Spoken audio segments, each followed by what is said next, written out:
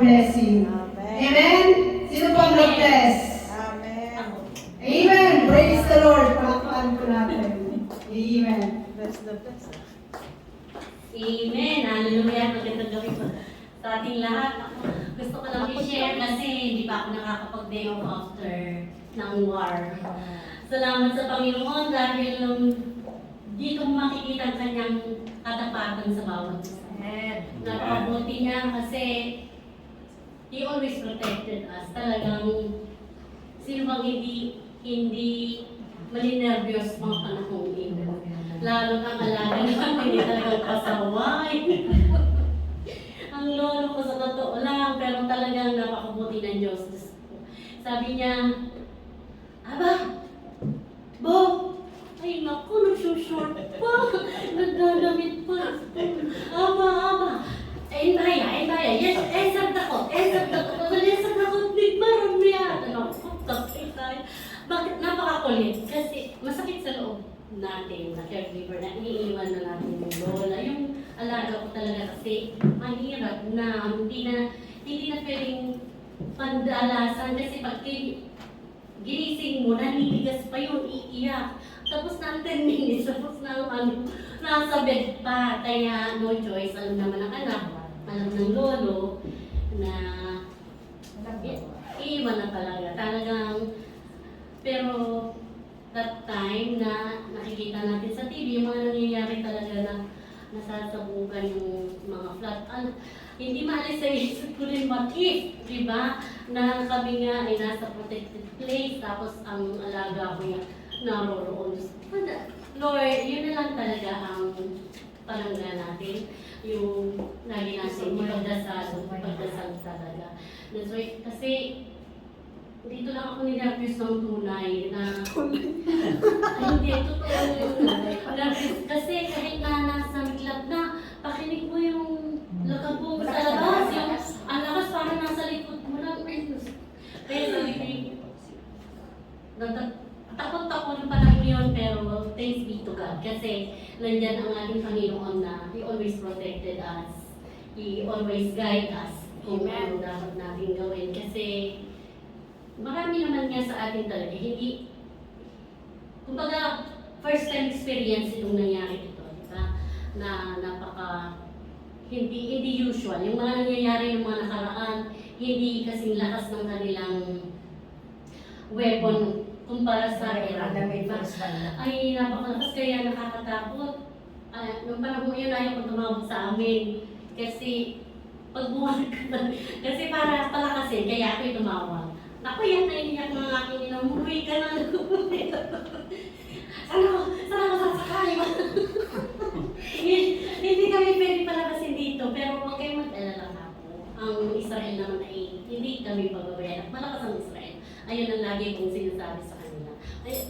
At saka ang Panginoon naririyan, mas malakas ang Panginoon. Mas malaki ang Panginoon kaysa yung kanyang mga weapons na yan. Sabi kong gano'n. Sabi niya, oo, ipagdasal natin, manampalataya. Sabi kong gano'n sa aking ina. At talagang nirenervous sila. Hindi na daw sila makatulog sa pag-iisip. Pag nasa radyo, nasa TV, lahat, Israel, naku, parang ganun na sila. Pero praise the Lord talaga na nandyan siya lagi sa atin. Amen. All glory belongs to Him alone.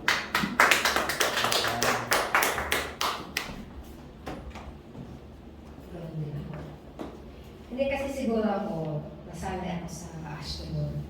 Doon, although mahina, pero nasanay na ako na halos nasa bubong na namin ng ano. Kaya, alam niyo yung, sabi nga kasi ng mga kapatid ko, yung asawa ko, pinauwi na ako.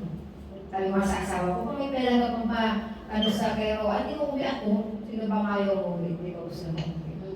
Saka isa pa kako, paano kami uuwi? Wala naman plano sa Ragong Airport. Isa pa kako, wala akong visa. Kasi natapos ang visa ko 15. Wala akong visa. Paano ko uuwi? Magparipad daw. Magkano ibibigay ng ripat? 150. Kung ibibigay yun. Isang sahod lang yung kumbaga dalawa halos lang. Sabi ko hindi, alam sa totoo lang, walang, kung sa Ashkelon, wala kami mga, walang shelter, natapusan yun, narausan yun. Ito pa kaya na yung shelter na sa tabi namin. Ang katulad ko lagi, kahit ako natutulog, kung tapos na, kung purpose ko dito sa mundo, tapos lahat, pinapauwi na ako ng Diyos. Kukunin ako anytime. Pero ako, hindi ba purpose hindi ba tapos ang purpose ko sa mundo dito? Kahit I am in the midst of nung war, isisip ako ni Lord dahil may purpose pa siya. Kaya, nandun yung peace ko. Kaya sabi nga sa amin, sa mga kapatid ko, ako daw matapang kasi hindi ako natatakot. Kasi ako, ang nandito sa akin, mas makakapangyarihan sa lahat, sa anumang bagay. Kaya napakabuti na siya. Sa natutuwa ako na pinapapasalamat ko sa Diyos kasi yung anak ko hindi ko alam na nag-church pala siya. Amen. May ang mga anak ko ng Christian na naman, yung bunso ko, kasi wala silang pasok. May isa na sa akin, nagdadrama, hindi ko, marunong siya mag-live, marunong siya mag-gitara, yung mga simple lang, marunong mag-piano, mga simple lang. Hindi ko ina-expect na pati drum, mama nag-ano po ako sa worship ako nag-drum. Praise the Lord. Ang sarap na ng maganda. Yung sabi ko, anak, napakaganda, napaka-surprise mo sa akin kasi sabi ko, marunong ako mag-drum, marunong na pa ako, pero hindi ako magaling. Ako po ang pinag-drum sa worship namin. Ang sarap ng pakiramdam. Na yung gusto ko mag-drum, at sa naman ako, marunong. Kaya, purihin ng Diyos sa buhay. Sa ating Panginoon dahil sa inyo ako. Bukas, 6 years ko dito sa Israel. Kaya, praise God, dahil kahit anong mga pinagdadaanan natin, talaga nang makasabi ito ang ating Panginoon sa ating buhay. Nakarelate ako sa mga sinabi ni Ate Nora at Sister Annalyn. Kasi nung kasagsagan din ng palipad ng missiles, yung sapatos ko nasa higaan ko na, tabi ko na. Kasi pag nag-alarm na, sabay suot na yan, pupuntahan ko ang laga ko, hihilahin ko na, halika na sabi ko. Kasi sa pinakabisment kami bumababa. Kaya sabi ko, napakabuti ang Panginoon. At saka, isa sa mga prayer ko ay answer, kaya thanks God, Lord with God. Amen. Sasalita yan din. Kasagsagan ng Gera. ng gera. Sabi ko sa alaga ko, may bomba. Sabi niya, wala akong pakialam. Gusto mo pumunta ng mama, punta ka, sabi niya. Tinawagan ko yung anak, hindi na nakuha.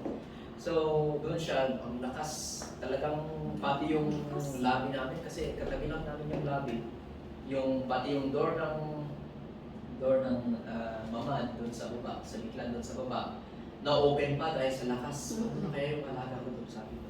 Pagbalik ko, yung aso namin, kinamot-kamot yung dahil sa takot. Yung sa pintuan namin, so sabi ko, next time, there will be no next time if the rocket get here. Sabi ko sana nalalaga ko, pero ano mo yun? Sakto lang naman na, totoo yung right na, sabi niya, right now my father is right. Kasi hindi dito bumagsak, pero sabi ko, kahit na, paano kung hindi may pinaglalamayan na, sabi ko sa isip ko. Hindi na ako nagsalita, pero biruin nyo yun, sa lakas ng mga missile nila, tayong there are, even though may mga Pilipino na may isang critical, pero Miss God, tayo pa rin ay narinig doon. Salamat din ako sa Panginoon, kahit na gano'n, naiintindihan naman ako ng mga anak ng alaga ko. Sabi nila, we are with our Father. Call us if you want to go to the shelter. But there's no problem with that for us because we understand it's really hard. Save yourself. Sabi na, save yourself. Kasi sabi ng kablaowin noong sila, save yourself first. So, pero kahit na naandun ako sa, kagaya ng sabi mo, kahit na naandun ka na sa biglat, niisip mo pa rin yung alaga mo na iwan mo. Paano na kaya kung parang at dito sa sarili ko, I am a heartless person kasi kaya ko naman siyang dalhin doon, kaya ko naman siyang kunin doon kahit na mabagal. Pero sa katigasan ng ulo, kahit na yung mahirap. Pero nagpapasalamat pa rin ako sa Panginoon kasi sa time na mga ngayon, siguro sabi ko, medyo tumatag yung konti yung pananampalataya ko. If it is our time, it is really our time. We can do nothing. So we have to prepare ourselves when the time comes. God bless us all.